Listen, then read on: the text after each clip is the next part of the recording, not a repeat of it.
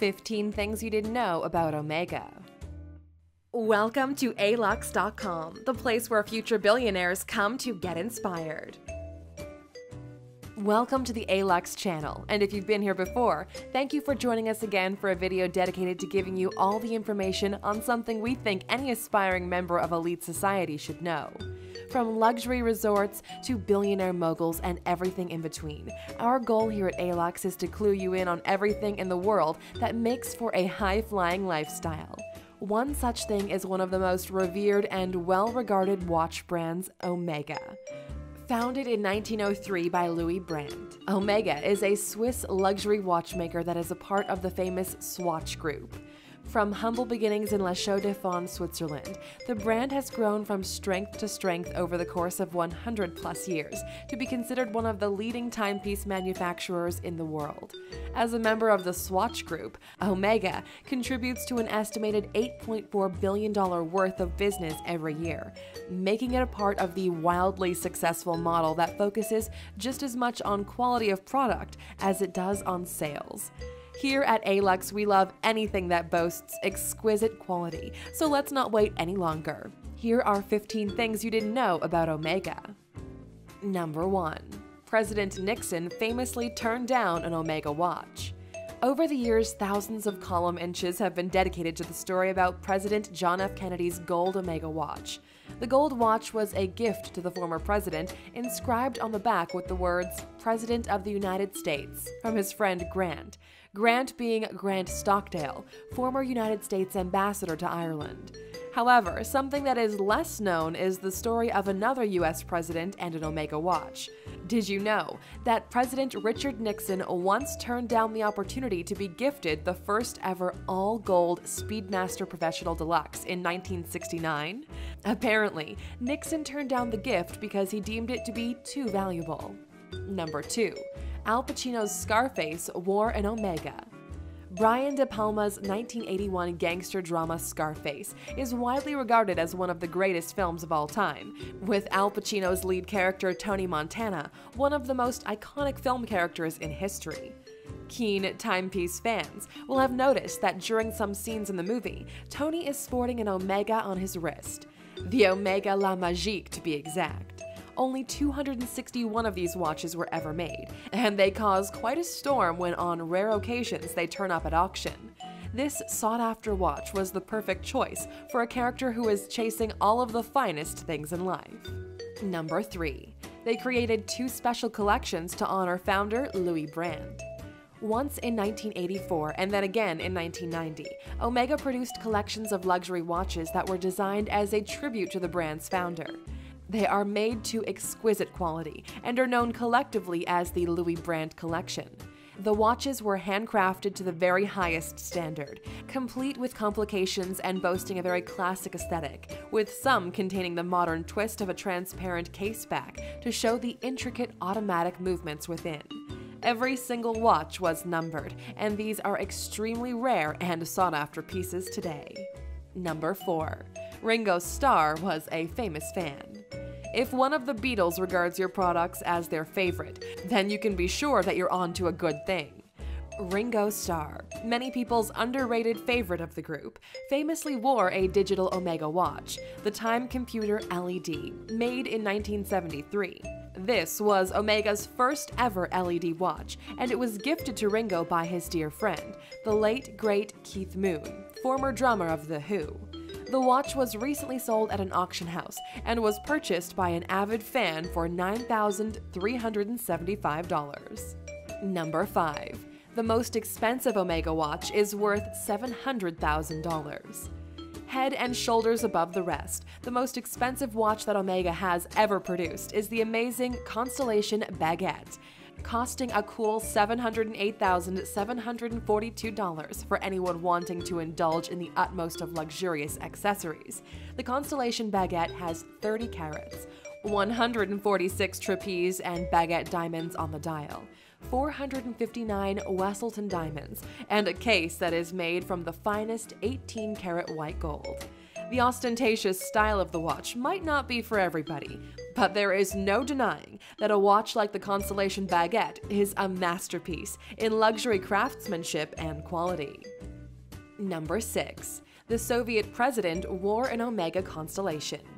And while still on the subject of the Omega constellation line, another great fact is that former Soviet President Mikhail Gorbachev was a fan of the brand and this particular collection. In the 1996 political comedy My Fellow American, a fictional president played by Jack Lemmon jokes about receiving a Constellation watch from Gorbachev, and in a case of life imitating art, the former Soviet leader was indeed a fan of the watches. Gorbachev's watch was a gold and steel model from 1982 called the Manhattan, which was the very first Constellation watch to have claws holding the signature sapphire crystal in place. Number 7. Cindy Crawford is Omega's longest-standing ambassador. There is no doubting that Cindy Crawford is one of the most iconic and successful supermodels of all time, and since quitting her catwalk career, she has been equally as successful in all of her business ventures. Cindy Crawford has had a strong and long-lasting association with Omega. A self-professed watch nerd, she has been an ambassador for the brand for more than 20 years, eclipsing even the likes of George Clooney when it comes to brand loyalty and contracts.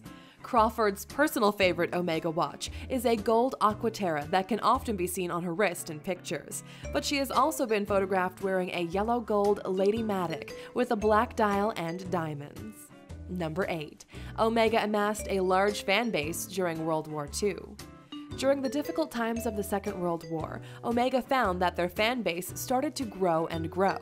Thanks to their accuracy, durability, and extreme water-resistant properties, the watches became a popular choice among global military units, with a large percentage of British troops regarding Omega as the only choice for a suitable wristwatch in their given circumstances.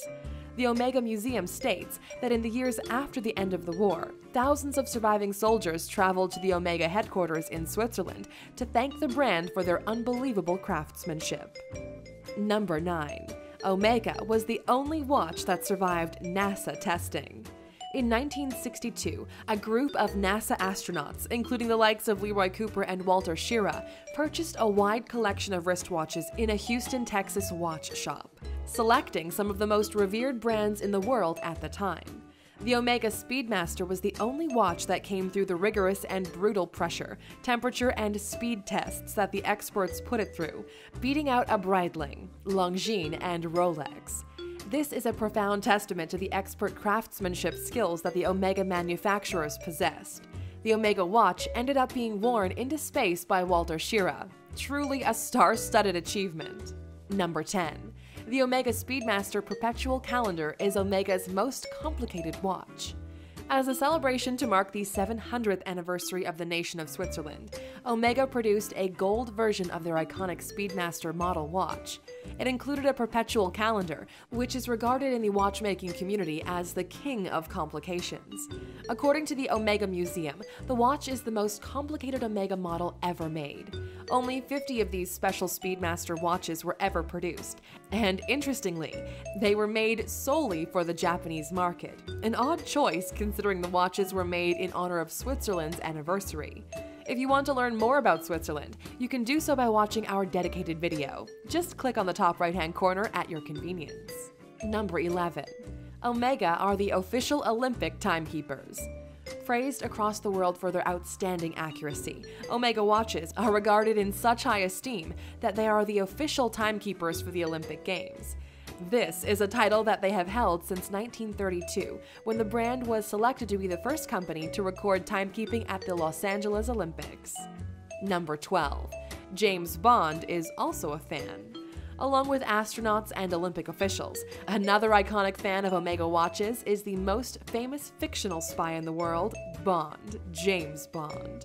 Across several movies that span different generations, the character can be seen wearing an Omega watch, which is no surprise considering everything in the James Bond universe is supposed to be the epitome of luxury and class.